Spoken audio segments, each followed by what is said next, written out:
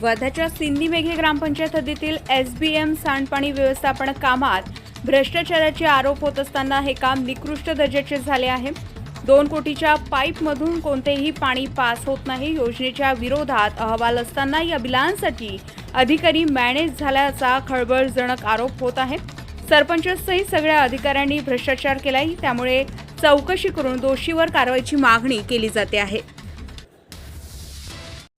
ही योजना 2021 मध्ये SBM मार्फत SBM सांडपाणी योजनेची योजना बनवण्यात आलेली होती। ती योजनेचं टेंडर होतं 2 करोड 30 लाखाचं, पण ते योजना 50 लाखवाल्या ठेकेदाराला देण्यात आलं। पहिल्याच वेळेस माहिती आहे का भ्रष्टाचार चालू केला।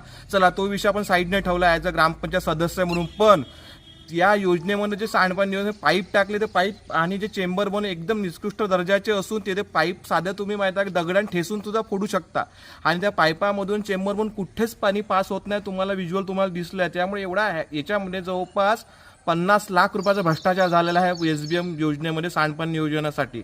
नंतर आम्ही 2023 मध्ये आम्ही कंप्लेंट केल्यानंतर याचं आम्ही बिल रोखलेलं आहे, पण आता सुद्धा काही कॉन्ट्रॅक्टरनी काही अधिकाऱ्याशी संगनमत करून पुन्हा एक मागचे जे CEO होते रहमान साहेब त्यांच्या सहीने एक आदेश आलेला आहे का या योजनेचे जे काम झालं आहे ते कामाचं बिल काढण्याचा आदेश आला आहे। पण याच्या पहिले जे संजय पाटील BDO साहेब होते त्यांनी अहवाल दिला होता। अहवाल या योजने पूर्ण विरोधात आहे। निकृष्ट दर्जाचं बांधकाम, याच्यामध्ये तेलरांनी रंगारी आणि 2-3 जे CEO आहे आणि माजी सरपंच सवई यांच्या सर्व ताशेरे ओढण्यात आले। एवढा शासनाचा स्वतः अहवाल असून सुद्धा अहवालाच्या विरोधात जाऊन काही अधिकारी मॅनेज होऊन या योजनेचं बिल काढण्यासाठी सांगितलं। आमची पहिल्यापासून मागणी अशी होती की ह्या योजना दुरुस्त करून द्या, नाही तर योजनेचं आता रिटेंडर करण्यात यावा। मला आताच सांगितलं का अधिकारी मॅनेजर याच्यामध्ये जे पहिले प्रतीकजी झिंगे हे पाणी पुरवठा SBMचे त्यांनी MB बनवलं, ते सुद्धा त्यांना मी स्वतः बोलवलं होतं। या स्पॉटवर इथे बोलवलं होतं का पाईपची क्वालिटी, गाडीमध्ये आले 10 मिनिटं थांबले, नंतर त्यांची बदली झाली।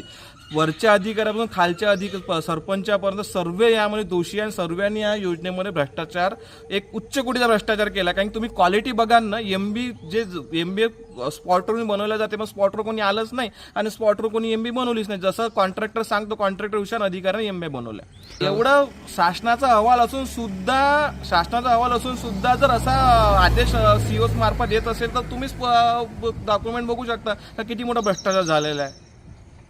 मागणी आहे का कॉन्ट्रॅक्टरला ब्लॅकलिस्ट करा, हे योजनेचं जे काम झालं ते संपूर्णपणे दुरुस्त करून देण्यात यावं, त्यानंतरच समोरचा निर्णय चौकशी करून प्रशासनाने घ्या।